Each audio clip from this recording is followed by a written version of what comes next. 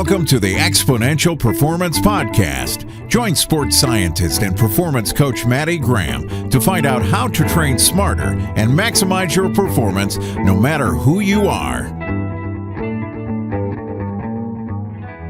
Welcome to the Exponential Performance Podcast. Now, I've been planning to do this podcast for a long time. It's just continually been put on the back burner, but now, no more excuses. We're coming at you. Here it is, the Exponential Performance Podcast, Episode 1. So for those that don't know me, my name's Maddie Graham. I'm a sports scientist and performance coach, and the aim of this podcast is to answer the questions, the tons and tons of questions that I get bombarded with about training, racing, and just performance health in general. So I want to give you as much information as I can so that you can train smarter and achieve your goals no matter 1, where you live, 2, who you are, or 3, whatever your goals are. So as a bit of an introduction, what are you going to find here in this podcast? My aim is to provide practical, down-to-earth advice that's based on 1, research, but then 2, real-world results, the things that I've found have worked well with the athletes that I work with. To be honest, you're not going to find any BS here or hyped up American marketing crap. There are plenty of other podcasts out there that tick these boxes very, very well. So I want to avoid that. I want to keep it real world, practical, down to earth. So if you're keen on that, keep listening. If you're not, I'll see you later. So just a bit of an overview of what I want to tackle today. I want to give you a bit of a rundown on my background, just a bit of a history as our first introduction, and then I wanted to jump into some Q&A. I've got 3 questions that I want to answer and dig into a little bit that I've received via email over the last couple of weeks and also from my YouTube channel. So the first question, just to give you a bit of an outline of what they're going to be, see if you want to stick around, is from a mountain bike athlete that's training for a long race. It's 230 kilometers, 1 stage, 3,000 meters of climbing, and they've got some questions about taste fatigue or complete loss of appetite, how to manage energy over a 14-odd hour race, and then is it better to stop for breaks, some pacing strategies there. The second question I've got is about cross-training and how much cross-training should be incorporated into your peak season. And then also a final question about training with heart rate and what happens if your heart rate is high when you're training or low when you're training. So those are the 3 questions that I'm going to answer. But first of all, let's jump into a bit of a background overview of where I've come from. So just a bit of a background about me, if you don't know who I am. In 2009, I established Exponential Performance Coaching with the aim of providing cutting-edge training support for athletes of all levels to help perform their goals. I did this for a couple of reasons. The first of all is I keep getting lots of questions and people asking me to help them with their training while I was studying at university. But the second reason was that I felt that there was a big lack of scientific-based training approaches being implemented out there in the coaching world. There were many coaches out there who were solely basing their coaching on their past experiences or on the traditional training approaches. While this is not exactly wrong, I felt there was a smarter way to do things to train and to race.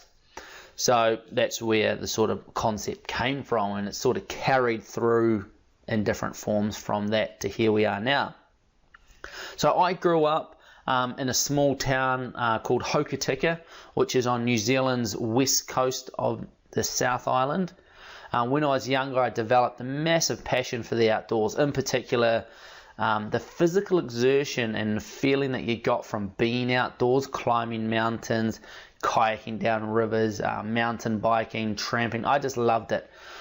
The infamous coast to coast literally started just down the road from my house. So each year, my dad would take me down to the start line early in the morning to watch the start. seeing all of these athletes embark on such a journey, which in my mind was the ultimate at the time, I couldn't fathom how to do it, just sparked my interest and my drive to do this. So when I was old enough, at the time you had to be 18 to do the race, I signed up, paid my money, and was straight in there and did it. Absolutely loved it. I did the race another 6 times in different capacities, and that was the sort of really the time that fueled my future, I guess, but also just my passion about how to go faster, how to push myself. So I found myself after that down at Otago University studying at the School of Physical Education. Looking back on it, I went down there because I wanted to get faster myself in my racing, which probably looking back on it is not the best way to choose your university degrees in your future. But I was following my passion and I was loving it and wasn't looking back. So I studied down there for 6 years. I did a master's degree in exercise physiology, more specifically about how blood volume is regulated in response to endurance and repeated high intensity exercise. This has just got published later last year, actually, now that we're in the new year. And potentially in future podcast episode, we'll dive into this a bit more. At my second year of university, this is where all the questions started. How do I train for this event? What sort of training should I do to improve my hill climbing? So what I decided to do was, while all the other students and my mates were out partying after the uni day was finished, I shot down to the computer lab. We didn't have laptops back in those days, and I was writing training programs, running a coaching business out of the university computer lab. So over the years, this morphed into exponential performance coaching to what it is now. And I work with athletes in all various sports, but the main ones I work with are endurance sports, multi-sport, triathlon, adventure racing, road cycling, mountain biking, kayaking, that sort of thing. But I also have done work in the past with Cycling New Zealand with the Olympic track program, Canoe Racing New Zealand, and I currently do some work for High Performance Sport New Zealand as a strength and conditioning coach with the snow sport program here in Wanaka, where I now live. So I currently live in a small town called Lake Hawea, which is just outside of Wanaka in New Zealand's stunning Queenstown Lake District. And I live here with my wife and 2 daughters, Elsie and Merritt, who are 2 and 4 years old. So that's enough about me. I don't want this podcast to be about me, but now you know who I am. What I want to do is tackle some questions and hopefully inform you and help you with your training a little bit. I really want to let this podcast take its own path a little bit.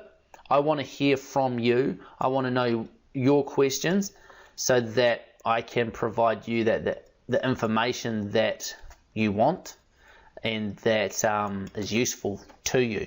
So if you do have any questions, please email me. My email will be hanging around wherever you've found this podcast. Leave a comment, email me, and I'll do my best to include these in the future episodes. I am also planning on getting some guests on board, some interviews about interesting topics. So please be vocal, let me know what you want, and I'll do my best to get it for you. So, first question here. So this person is doing a mountain bike race. It's 230 kilometers with 3,000 meters of climbing in a single stage. I'd love some tips on how to better execute this race. I've done it 3 times so far, but would really like to improve my time. The problems that they experience is the first is a complete loss of appetite after 4 to 6 hours of riding. Mismanagement of energy since the race takes me 14 hours or so. Being able to see the telltale signs of when my race partner is about to bonk or hit the wall, blow up. And is it better to stop for breaks or try consistent pacing for such a long distance? So let's take a look at this. So the first question, and it is very common to have a loss of appetite during long events. And what this is largely put down to is what's called taste fatigue. So the body just gets fatigued of the same taste you start associating that taste with negative things, feeling sick, not feeling great. I remember my first ever coast to coast. I trained on a particular bar and bananas all summer. I'd smash them in every training session. I felt that it was perfect for me. Didn't give me any GI problems. I could eat them for days and days and never have any problem. When it came to the race, I couldn't face them. This tasted disgusting. Couldn't face eating another banana or muesli bar. And then it took me about 2 years after the race to face another banana, because I'd built up in my mind this association and I built up this association with the bananas, these muesli bars, and this feeling of sick. So what I would suggest is during a race, if you are getting this taste fatigue, try mixing up your fuel intakes. Take a variety of different things rather than basing your plan around one primary flavor of nutrition or source of nutrition, such as bananas. Try taking lots of different things to get your required nutrition in during the race. So question 2, how do you pace for a race of 14 hours or so? So in a long race like this, what I suggest is a hard, sustainable start. And the reason I recommend this rather than the traditional go out slow is because at the start of an event like this is where you have the most energy. This is where you're in the best place to push your pace. What the research has found is that if you go out slow, then you never are able to really recover that pace later on, because what happens over a long event is that everybody starts to slow down as the event goes on. The people that perform the best are the ones that slow down the least, and the ones that are further ahead towards the end of the event. So if you can imagine, if you start fast, you know you're going to slow down. You're going to slow down at a similar rate depending on training than someone who started slower, but they're not going to be able to build because everyone's slowing down. So if you're further ahead, you're still going to slow down, but you're further ahead. Hope that makes sense. So what I would suggest is start with a hard but sustainable start pace, then settle into your sustainable pace once you get into the swing of things, once the bunch starts to settle down, and a pace around about 10% below your threshold. So if you've got a heart rate monitor or a power meter, you'll be able to dial into this very well. And then as the race progresses, as you start to fall off the pace, so to speak, or everyone starts to slow down a bit, it's just a matter of trying to hold on as long as you can after that. But if you've got into that sustainable pace in the midsection of the race, that 10% below your threshold, you should be trucking, ready to go. These races are often done as partners, so you ride 2 people next to each other. You've got to stay within 50 meters or so of each other. And this person wants to know, how am I able to see the telltale signs of my race partner is about to bonk or hit the wall? And because the reason they want to know this is that their race partner hitting the wall or bonking is just as a bad result as them bonking. So when it comes to hitting the wall or bonking, as it's often known as well, prevention is the best cure. So what I would do is keep a very close eye on what your partner is eating and drinking as well. Make sure that pre-race that they have got a good nutrition and hydration strategy in place before you even start. And then it's a matter of making sure that, and it works both ways as well, is that if you keep reminding each other to eat and to drink, then you should stay on top of this nutrition. It's really useful to set an alarm on your cycling computer or your watch or whatever GPS heart rate monitor unit you're using to remind you to consume whatever nutrition you need to consume at regular intervals. So an alarm can be a really good reminder, or just that buddy system of checking up on each other. So is it better to stop for breaks or try and keep a constant pace in such a long distance event? I would suggest to maintain your momentum and minimize stopping, as little short stops, while at the time don't seem like much, they soon add up. So if you can just keep relentless forward momentum, keep moving forward every possible opportunity. If you can do something while you're moving, then do it while you're moving.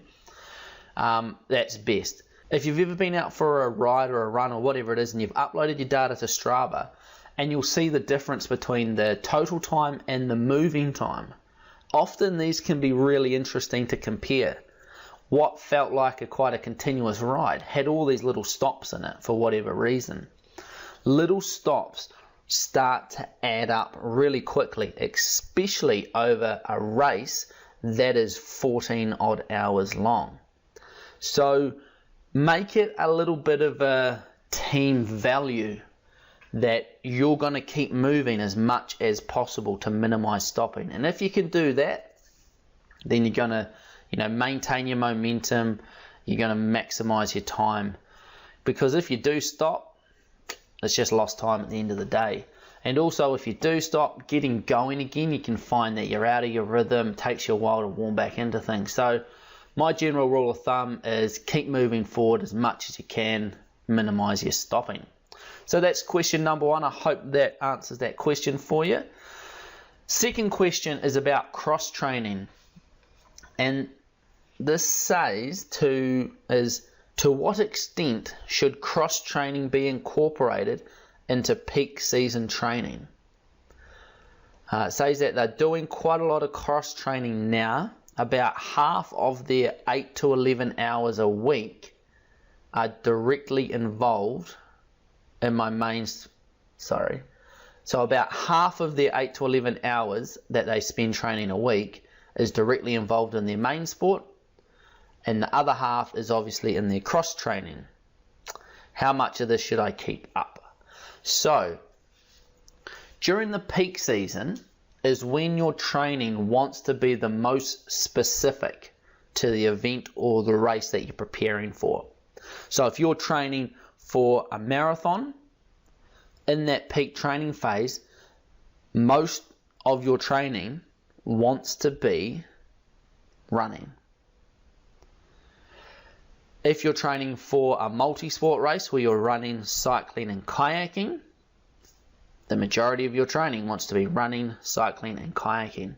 You don't want to put your energy elsewhere.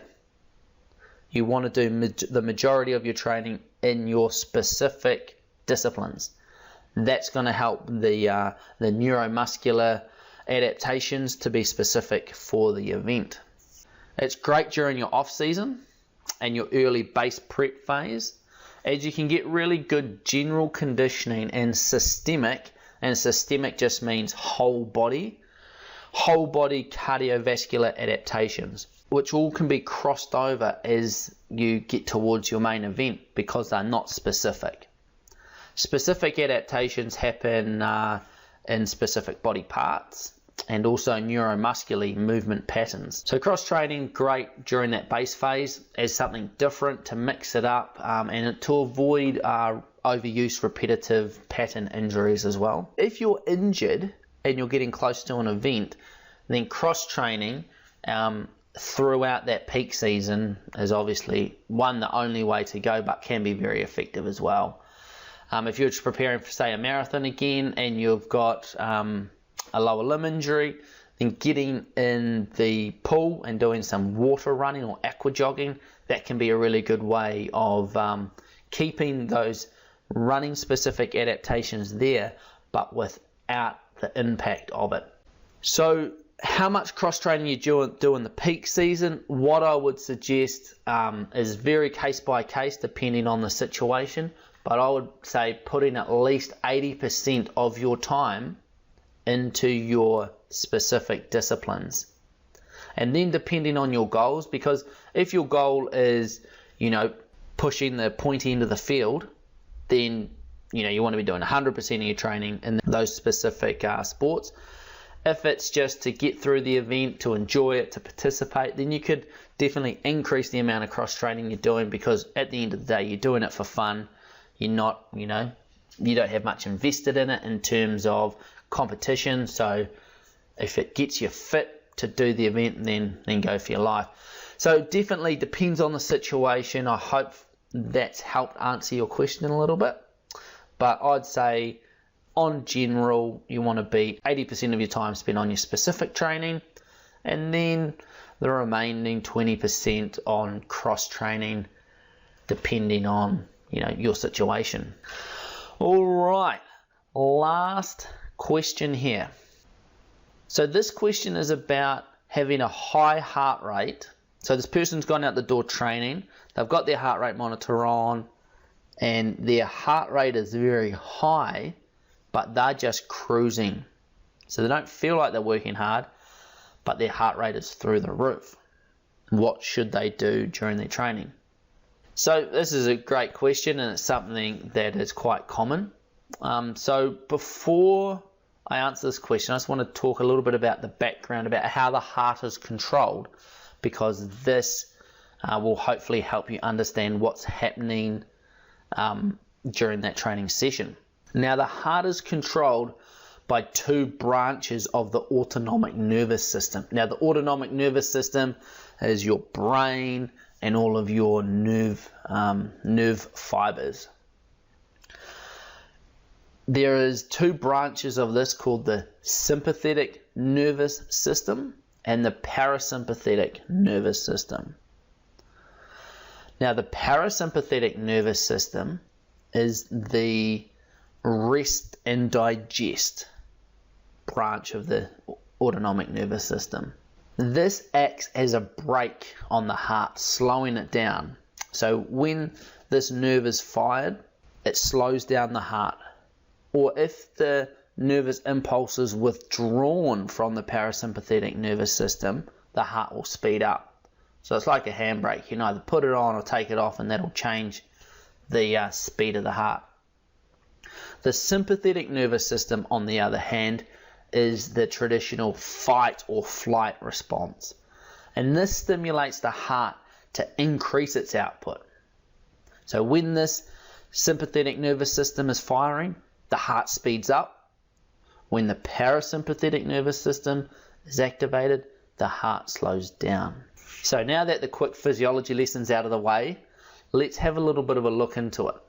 So if you're cruising along, let's say you're out for a steady ride or a steady run, and you look down at your heart rate monitor and it's through the roof, it's a very good sign that your sympathetic nervous system is fizzed up. Whether it's from work, life, or training stress, the stress hormones and the nervous activity in your body are causing your heart rate to be higher than normal because of this extra stress. If this sounds familiar and you're experiencing it more than for a couple of sessions, then it's a good signal that your body requires some extra recovery, because your sympathetic nervous system is jacked up and it needs some time to quieten down. So what should you do in this case? Well, if it's been happening for a couple of sessions on end, so you've say done 2 sessions, then what I'd suggest is you shut the session down, head home, and get some extra recovery, because you're in a fatigue state or a stressed state, and your sympathetic nervous system needs some time to balance out. Usually, if you catch it early, a day or 2 of recovery is enough to, balance it out back to normal. The other scenario that you might see, and I'll cover it now even though it wasn't included in the question because it gives you the other side of the puzzle, is that you have a very low heart rate. No matter how hard you push, you can't get your heart rate up into the required training zones. So if you feel this, what's happening is that your heart is not responding to the sympathetic nervous system anymore. So usually what happens is this is this happens after a prolonged period of that first scenario. Your sympathetic nervous system has been increased for quite a long time, prolonged period of time, days, weeks, maybe even months. And the heart has become desensitized to all the hormones that get bombarded with it, and also the nervous firing.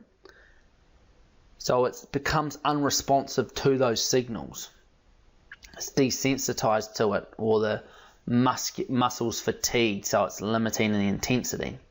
So no matter how hard you push, your heart's not going to come up, and your legs are going to feel like lead because of this. So there's not really much you can do about it, apart from getting some recovery. If you are experiencing this, it means that you're in serious need of some recovery. Unlike that first scenario with the high heart rate, when you're cruising, you can just head home and it'll balance out overnight or maybe 2 nights. If you are experiencing this low heart rate, legs feel like lead, you're not able to push hard, then you need to get some serious recovery in. Because if you keep pushing the way you have been, whether it be in training or at work or family life, that sort of thing, you're going to get into that slippery slope of overtraining. So what I would suggest is shut the session down, go home, rest up, and hopefully you will only take a couple of days to bounce out of it, but it may take longer, so just be aware of that. I hope this has helped answer some questions and clear up a few things. If you have any other questions, please let me know. Remember, I want to take this podcast any direction that you want. So send me in the questions and I will do my best to answer them. Let me know people or things you'd like to see featured in the podcast, and I'll do my very best to do it for you. So until next time, get out there and train hard, but most importantly, train smart.